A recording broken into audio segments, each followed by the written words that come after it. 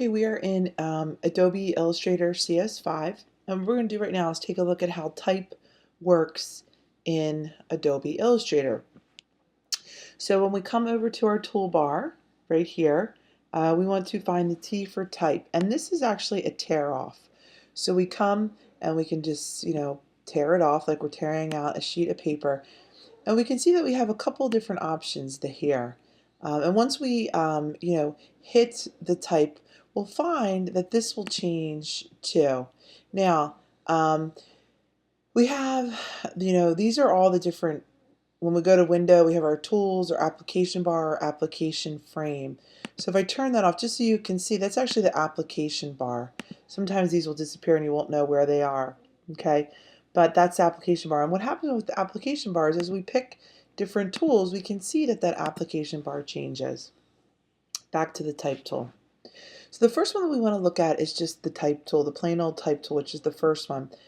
And we can click. We know our type tool is activated because we see the blinking cursor. Okay, let's up our font size. It's a little bit bigger.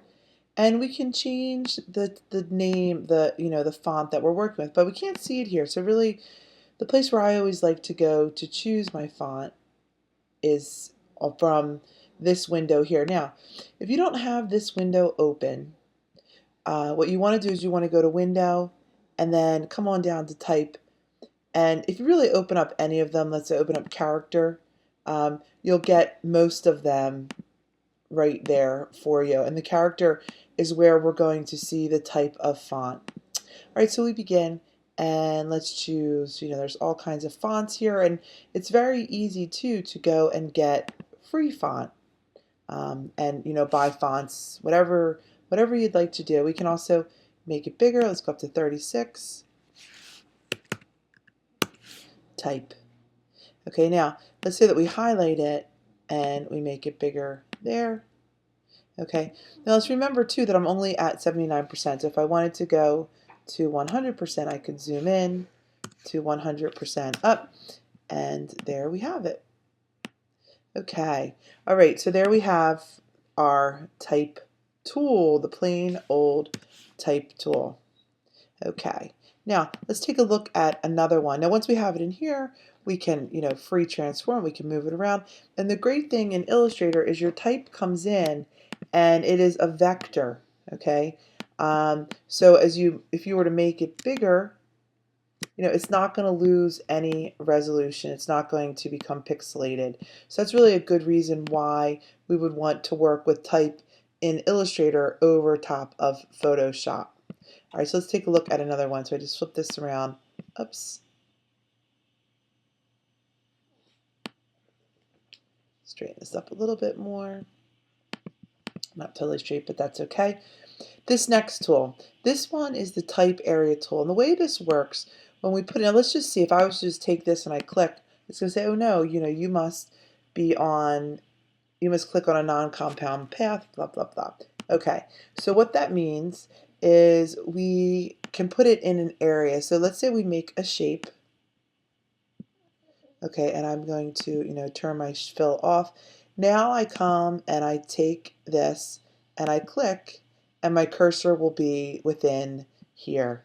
I'm going to make my font a little bit smaller, maybe a little bit bigger. Oopsie. Let's change our font too. Let's go just to, let's go to Optima Bold.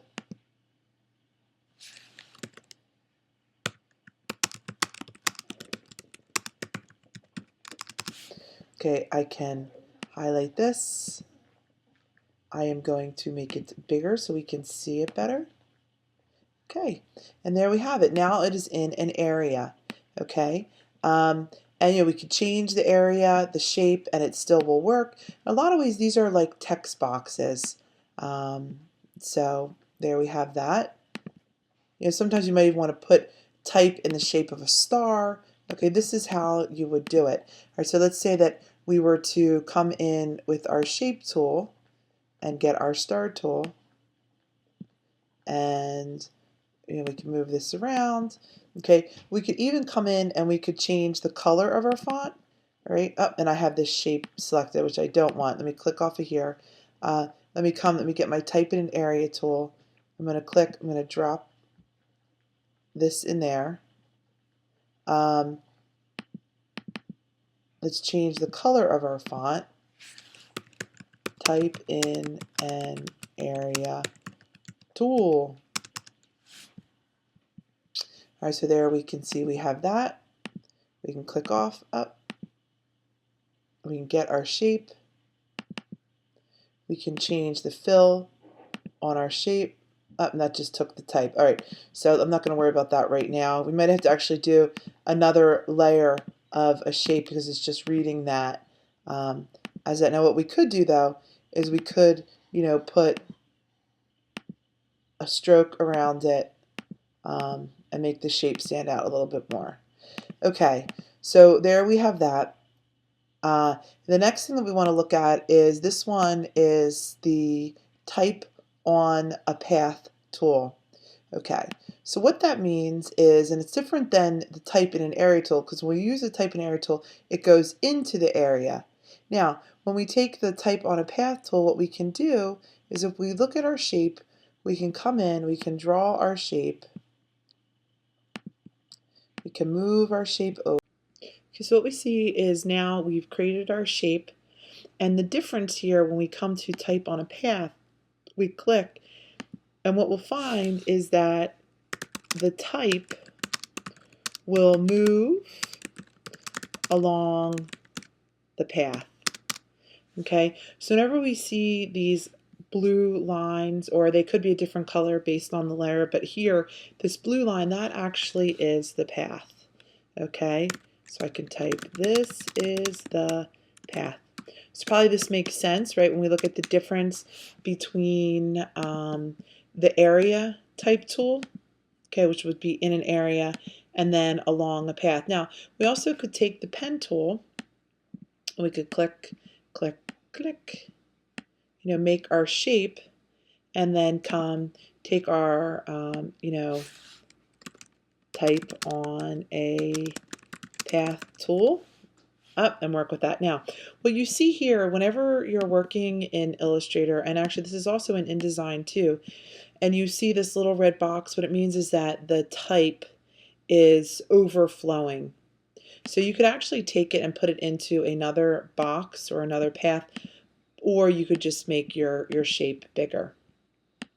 Okay, the next thing we have is the vertical area type tool. So we click.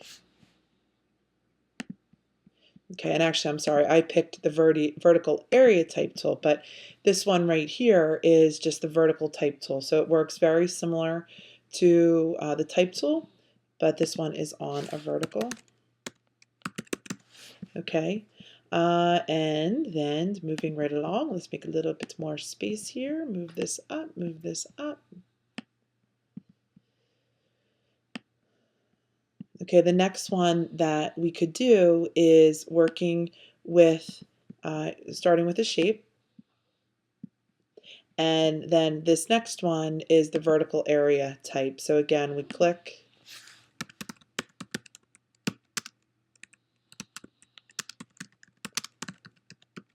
And we find ourselves within an area, within a shape.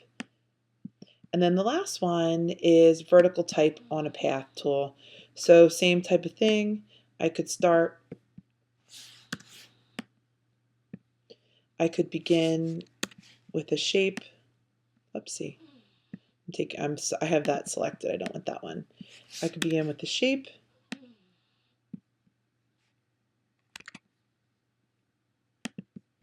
I create my shape. I come in with this, and again, this is on a path.